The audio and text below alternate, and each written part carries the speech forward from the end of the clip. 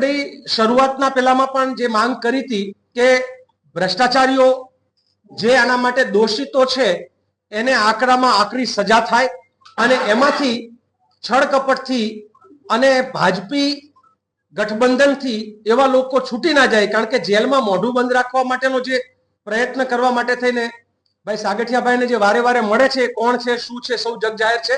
નાની નાની માછલીઓ ફસાઈ જાય અને મોટા મગરમચ્છો છૂટી ના જાય.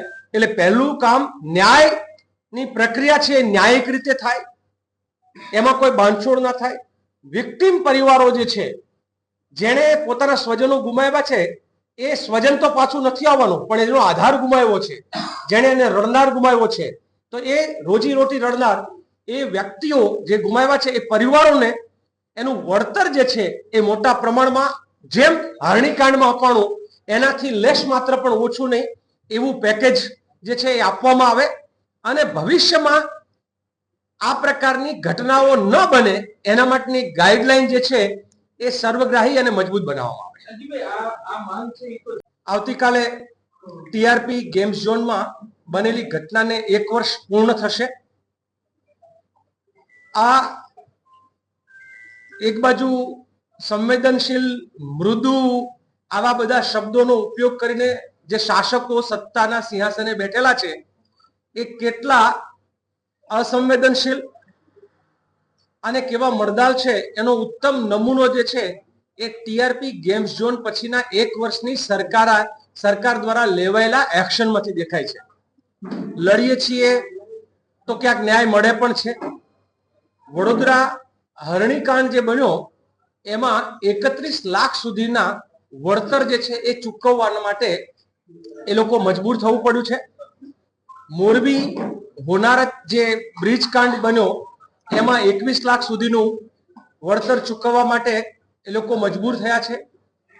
હજુ ટીઆરપી ગેમ્સ ઝોનમાં કોઈ પણ પ્રકારે સરકારે મગનું નામ મરી નથી પાડ્યું, ત્યારે કોંગ્રેસ પાર્ટી તરીકે, વિપક્ષ તરીકે અમે અમારો ધર્મ નિભાવીએ છીએ અને પરિવારોની સાથે સતત એક સંવેદનાપૂર્ણ એમની આ લડાઈમાં અમે સાથીદાર છીએ.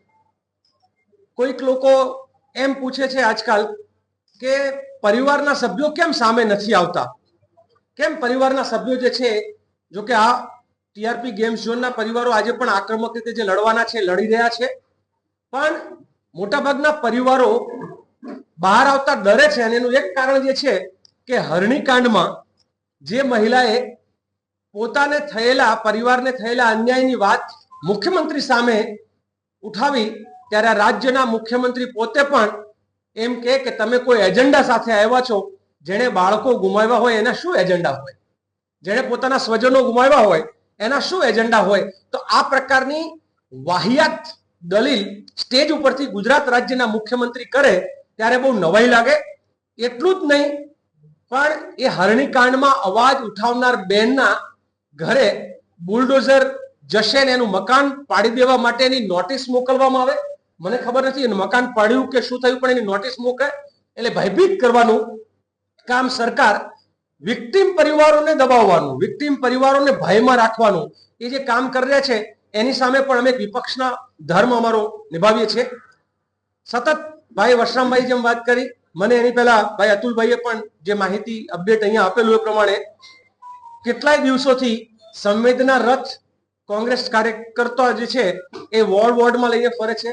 પત્રિકાઓનું વિતરણ કરીને જનજાગૃતિ અને અધિકારોની લડાઈ અને વિક્ટિમ પરિવારોને ન્યાય મળે એ માટેનો પ્રયત્ન કોંગ્રેસ પાર્ટી સતત કરે છે.